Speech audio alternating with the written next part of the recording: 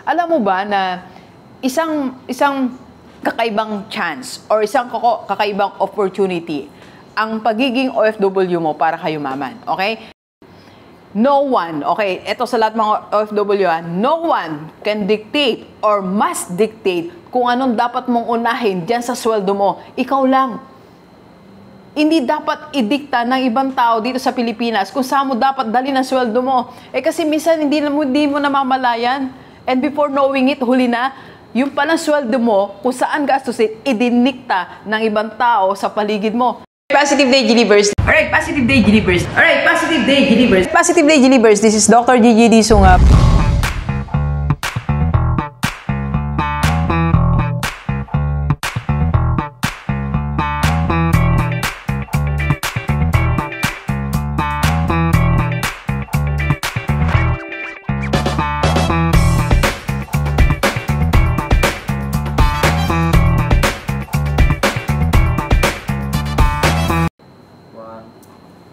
Alright, Positive Day Gilibers. This is Dr. Gigi Disunga from I Can Change Project. Magandang umaga sa lahat ng mga Gilibers natin. And sa first time po tayong panood sa YouTube channel, thank you very much. Please subscribe. Click na po yan, Doc Gigi Sunga. And sa lahat gusto magpa-coach kay Doc, pwede na tayo face-to-face. And if you need a speaker, face-to-face na rin for your seminar. And if you want to become reseller ng ating Reveal Beauty Products, PM ka lang din para sa pamilya ng mga OFW dito sa Pilipinas. Para magkaroon din sila ng other source of income, okay? Diyan sa aking personal FB, nandiyan lang po sa paligid. And sa lahat ng tatapos ng vlog na to, meron akong special promo. Yan. Or hindi siya promo actually. It's a gift. Special gift po sa inyo ngayong Christmas. Okay? So, I need 3 persons. Okay? So, 3 persons, magkakaroon ng special gift. Mamaya, pag matapos mo to, okay, una-unahan. Okay? Alright, so ganito. Sa lahat ng mga OFW, usapang OFW po tayo mga kapatid. Ano nga ba yung pinakamatibay na pundasyon para kayumaman habang nasa abroad? Alam mo ba na isang kakaibang chance or isang kakaibang opportunity ang pagiging OFW mo para kayumaman, okay? Na-discuss ko na ano yung edge mo, anong advantage mo. Marami na akong vlog about that. Balikan mo na lang, okay? So, para marating mo naman ang pagyaman mo, kailangan mo ng pundasyon, okay? We need foundation. Lahat ng mga matatayog na mga building, itong building namin hanggang 3rd floor, nandito kami sa 3rd floor, napakatibay, I'm sure, ng pundasyon na to, matagal na tong building na to, okay?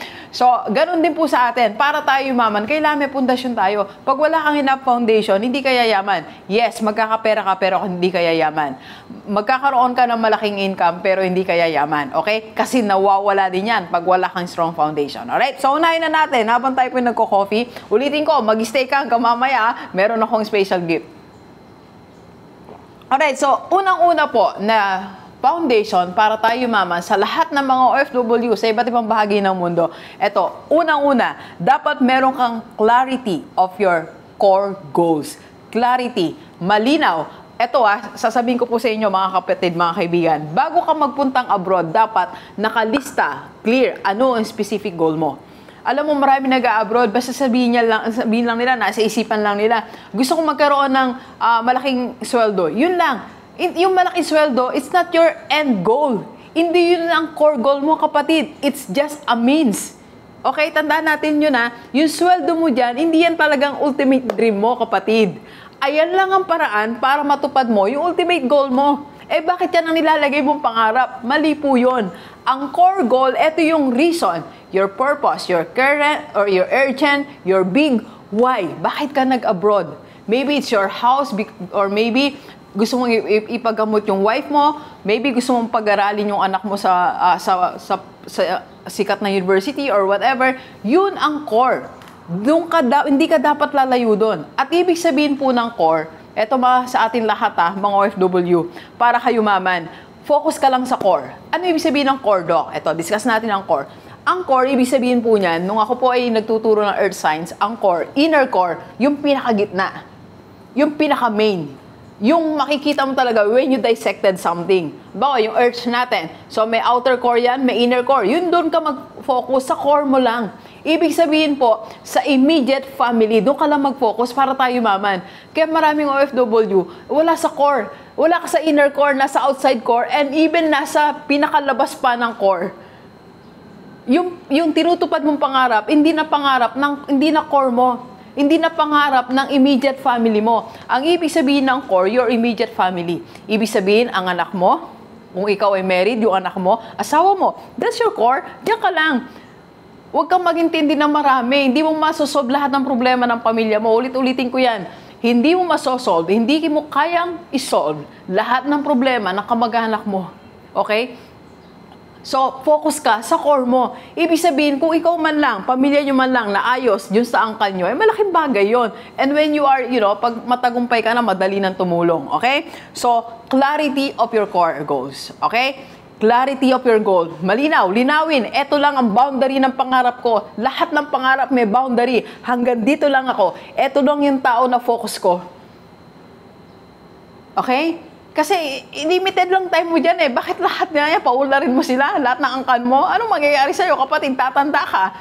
Okay? Clarity. Linawin ng boundary at okay? Magkaroon ng tamang paghiwa-hiwalay ng yung pangarap. Okay? Hiwalay ang pangarap. Okay? Sa tama. Okay? Gets natin mga kapatid? That's your... Ito kasi, kaya to pundasyon kasi it's your personal responsibility. No one, okay, ito sa lahat mga OFW, no one can dictate or must dictate kung anong dapat mong unahin dyan sa sweldo mo. Ikaw lang. Hindi dapat idikta ng ibang tao dito sa Pilipinas kung saan mo dapat dalhin ang sweldo mo. Kasi minsan hindi mo namamalayan. And before knowing it, huli na, yung palang sweldo mo, kung saan gastusin, idinikta ng ibang tao sa paligid mo. Nabili mo siya nito. Pag-aralin mo si bigyan mo si ganito. It's not your decision na anymore. Sila na nagdi-decide which is wrong. Nawawala ka sa core, kapatid. Okay? Ang pundasyon, ang tunay mong guidelines is your core goals. Clear dapat yan. Okay? So, nagkakaintindihan tayo lahat ng mga OFW. Klaro ang core goals mo. Okay? Yan ang pundasyon mo para hindi ka ma-shake. Okay? Hindi makalat ang pera mo. Nakakalat masyado ang pera mo eh. Dapat nandyan lang sa core ang pera mo. Nandyan lang sa pamilya mo. Immediate. Okay? Of course, there is certain percentage. So, mamimigay natin. Certain percentage only. Okay? So, second, para mas yumaman ka na dyan, second foundation mo. Yung una, ulitin natin, the clarity of your goals or of your core goals. Okay? Second, eto, the chains of knowledge. Okay? Alam mo ang pundasyon para mas tumibay, kailangan nare-review mabuti yan. Tinitingnan mabuti, eto ba yung tama? Eto ba talaga yung makakatulong to be stronger? Ito ba talaga yung tamang ingredients para mas tumatag ang building? Ito ba talaga? You have to assess, you have to, you have to analyze. Ito ba talaga yung knowledge na dapat kong pinanghahawakan para matupad ang pangarap ko? Dapat ina-assess mo yung knowledge mo. And if there is a need to change that knowledge, you change it. Walang masama kung nagbago ka ng isip. Walang masama kung nagbago ka ng pinaniniwalaan. Kasi kung the same din ang pinaniniwalaan mula nung bata ka hanggang ngayon, hindi pa babago talagang buhay natin. Kasi marami tayo mga, madaming na-feed sa atin na hindi masyado nakakatulong na information. Alright? For example, gusto mo agad, mag-invest ako daw. Gusto mo mag-invest. Marami sa akin nagpapa-coach ng mga OFW. Yan talaga ginagawa nila, sinasabi nila sa akin. Dok, gusto ko magkaroon ng investment. Pero teka muna, may mga prerequisite. Change your knowledge, kapatid. Okay? Dok, eto. Sige, gusto kong i-change ang knowledge ko. Saan manggagaling ang babaguhin ko? Ano magiging basihan ko? You find a platform, you find a group. Meron po akong group ngayon, under my team, IMG Rockstar. So most of that, siguro mga 80%, 90%, mga OFW. Nagkakaroon kami ng sharing, learnings, and all. Hindi ko tinutwist 100% ang kanilang knowledge, pero dinadagdagan natin. Ano yung dapat nilang unahin? Anong dapat mo na yun? Di ba, minsan gustong-gusto mag-invest, meron ka pang mga unpaid di ba, na dapat bayaran. Nag-accumulate ng malaking interest, di ba? Imagine mo kung mag-invest ka, let's say, 15%, di ba, ang income, pero meron kang binabayaran na 20% ang interest. So, anong dapat mo na yun? So, dapat tamang knowledge, okay? So, sa atin po lahat, mga kapatid, if you want to have strong foundation para tayo yumaman, dapat you change your knowledge. Okay? So, marami naman you buy book, di ba? Attend webinars, magpunta ka dyan sa ang daming nagtuturo sa YouTube ng tamang paraan on how to manage your money. Or if you want, you can join my team, IMG Rockstar. So meron tayong mga series of seminars and webinars, okay? Change your knowledge para strong foundation natin, okay? And third, ito po, third, na dapat natin gawin para strong ang yung foundation para tayo yumaman, okay? The constant asset. Constant asset. Alam mo, marami tayong binibiling asset as an OFW, pero hindi constant. Nawawala, di ba? We're buying this, di ba? Kala natin asset yung kotse. Hindi naman siya asset kung di mo ginagamit sa negosyo. It's not constant. Nawawala, di ba? Marami tayong pinagkakagastusan, hindi constant. Asset siya, pero hindi siya constant. Or maybe, constant, pero hindi siya asset, okay? Nagiging liability siya. Doc, ano ang constant asset? Okay, let me give you two examples of constant asset na pag nandiyan ka sa abroad, sa ibang bansa, hanggang pag-uwi mo, hanggang pagtanda mo, asset mo siya, okay? Unang-una, noong Sunday po, nag-attend ako ng webinar ng SMDC. As you know, member po ako ng SMDC. One of the speakers talaga, ito yung sinabi niya, is build a strong foundation in building wealth, okay? And that is one, real estate property. Yes, real estate property is a constant asset. Hindi mawawala sa iyo yan. Di ba sabi ko nga, mga OFW, di ba, marami nagsishare sa akin pag nagko-coach ako, Dok, iniwan akong lahat. Sana bumili na ako ng kondo kasi yung kondo hindi ako kayang talikuran. Akin yun eh. Di ba? Yung pinag-aaral mo, asan ngayon? Kinalimutan ka, di ba? And even your wife, minsan husband mo, pag uwi mo, wala na pala siya, may iba na, di ba? Yung mga binigyan mo ng pera, nasan sila ngayon pag uwi mo? Wala, di ba? Hindi sila constant na nasa iyo.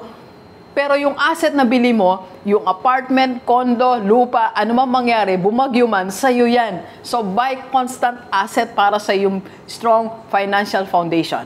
Okay? Alright? Okay, so second na dapat asset na bili mo, na constant, hindi nawawala, magkagulo man ang market, ano man mangyari. Okay? That is buying shares of stocks, mutual funds. Dok, bumababa. Bumababa ang price, pero yung shares mo, nandun pa rin.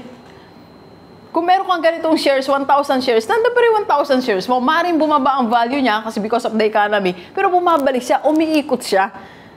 Alright? Like ngayon, yung sa mutual funds is 76 cents per share. Before, when I started, this year lang it's 60 cents. So ngayon, nagtumaas na siya. Nandun yung asset ko, nandun yung mutual funds, nandun yung share ko.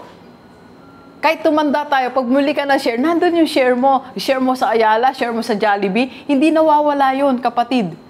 Alright? So, try to, eto dalawang suggestion ko lang naman. Unlike yung, Dok, hindi mo ba sinasuggest yung ibang investment? Sinasuggest ko, pero kasi ito yung constant na nandyan eh. Di ba? Hindi nawawala. Hindi, alam niyo, meron akong isang kausap, sabi niya, Dok, nawala ganito yung certain investment ko na wash out and all. So, ito kasi, ang binili mo, shares, ang binili mo, property, nandyan nakatayo ang property mo. Nakikita mo. Yung shares mo, nandyan. So, like kami po ako sa IMG dahil may portal tayo. So, pwede kang mag-invest, pwede kang bumili ng shares. DIY lang po. So, pwede kang may portal ka, bibili ka lang. As low as 20 pesos.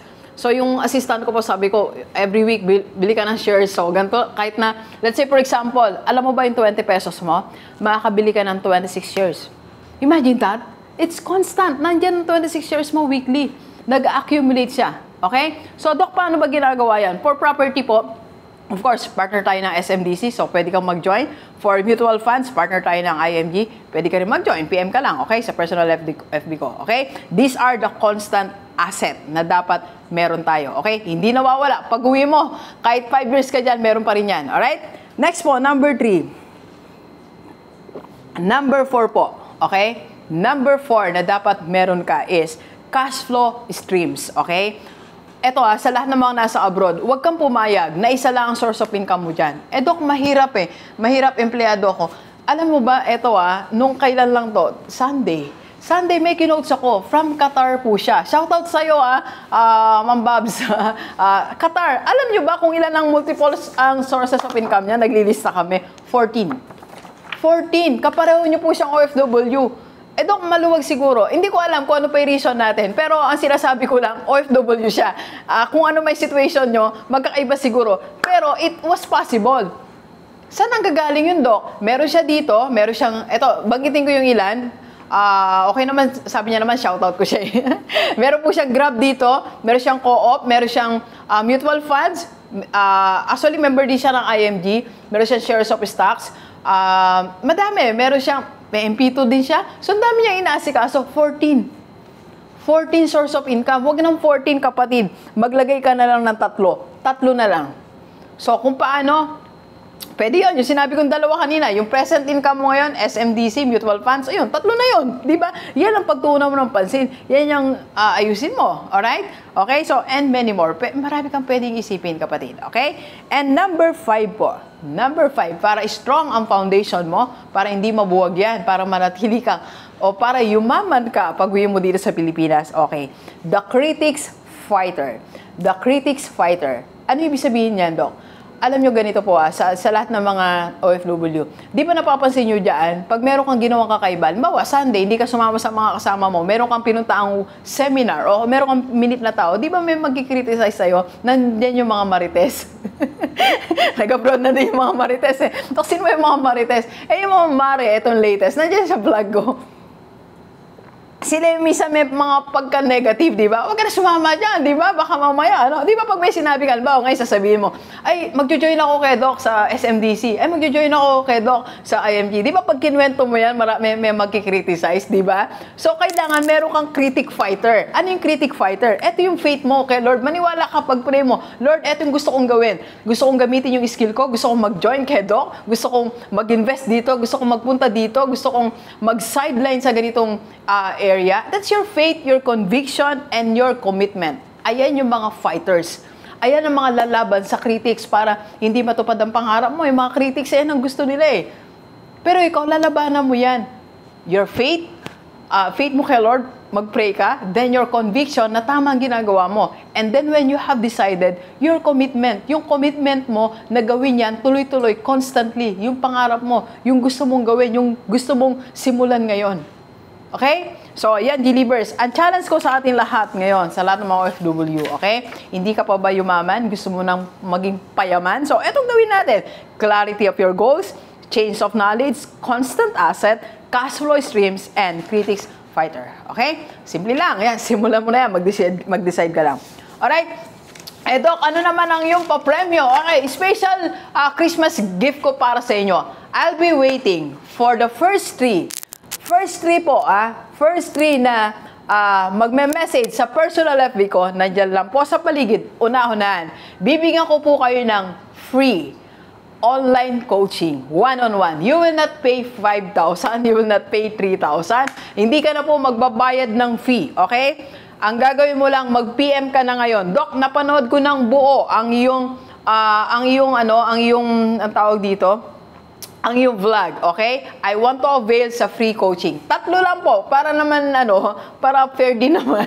3 lang. So, time starts now. At ang po nito, ang promo natin, after play nito, sir, 24 hours lang, no? So, after 24 hours, hindi na po kayo nag-message, ibig sabihin, wala pong interested. Okay? 24 hours, first 3. Okay? Maraming salamat, and please share this video sa lahat ng mga kaibigan natin, kahit OFW, o dito sa Pilipinas, para sama-sama tayo, mabagot mula natin buhay. Thank you very much, G-Livers. Enjoy the rest of the day, yeah? Let's go, let's go. Ang mga co-coach ko po, exclusive muna tayo sa mga OFW. Yung mga nandito sa Pilipinas, gagawa tayo yung special promo natin. Let's go. Let's go. Thank you.